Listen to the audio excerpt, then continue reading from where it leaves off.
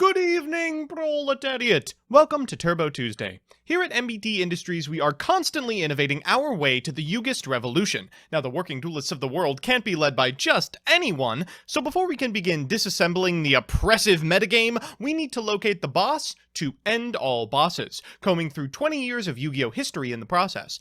As always, we'll give any fledgling leader of the Vanguard a once-over, a chance to prove themselves, and a performance review that will determine if they'll be called back to the next round of interviews, or if they'll need some effect adjustment at our re-education facility.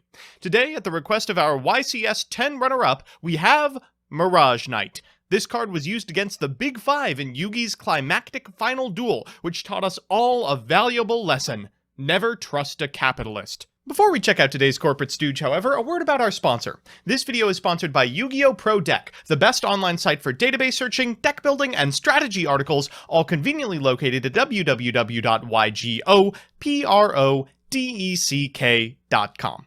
Now let's take a look at that resume.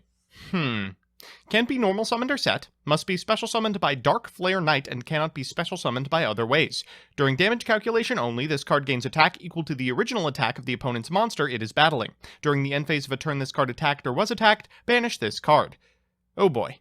Well, this ticks all the boxes for bad. Dark Flare Knight's effect requires it to be destroyed by battle to summon this monster, it has 0 protection and a single positive effect, and it banishes itself at the end of the turn.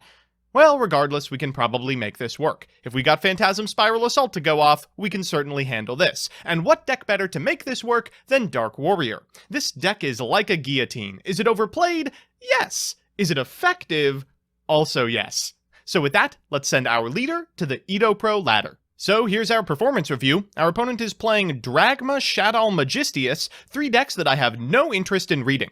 We'll go first, and we'll lead with a copy of Neospace Connector. We'll activate the effect of Neospace Connector for a Neospatian Aqua Dolphin before going into Isold. No fear, Shakespeare. We'll get another Neospace Connector to hand before activating Isold for 4. We'll summon a copy of Armageddonite, and activate the Graveyard effect of Sword of Deep-Seated in a chain with Armageddonite, binning a Plague Spreader. We'll activate Plague Spreader's effect, and then go into a Hauka Fibrax, activating its effect to summon a copy of Red Rose Dragon from deck. We'll Synchro summon a copy of Power Tool Dragon, and though we already have the DDR, we do have 3 targets in deck, so might as well get another one. We'll get a copy of White Rose Dragon from deck as well before activating the Graveyard effect of Divine Sword Phoenix Blade and DDRing back an Armageddonite. This is a little different than normal. We have to equip the Phoenix Blade, then activate the effect of Zephyros, returning the DDR, so the Phoenix Blade goes to the graveyard without having to pitch it. We'll activate its effect again, and then activate DDR, pitching another Warrior. We need as many in the graveyard as possible to activate Phoenix Blade a multitude of times. We'll go into Dugaris and activate Dugaris' effect, summoning back the sent copy of Summoner Monk before firing off a Summoner Monk for Summoner Monk. We'll go into a Saruya, and then activate the Graveyard effect of Phoenix Blade, activating Summoner Monk, pitching the Phoenix Blade for Summoner Monk, and then activate the effect of Saruya and Phoenix Blade so we can add it back to the hand one last time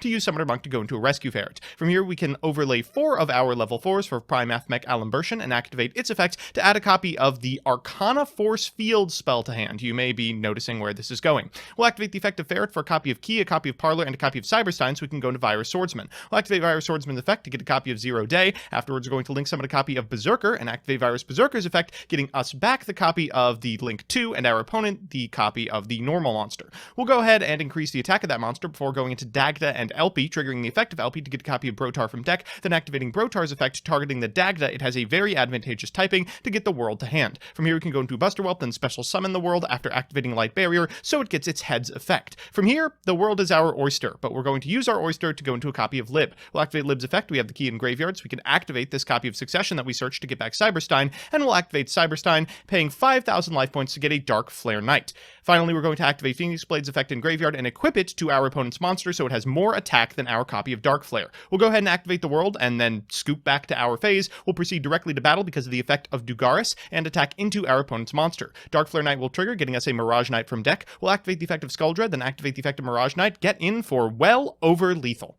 Well, we're back, and was this card's playability a mirage? Let's consult our super scientific metrics above.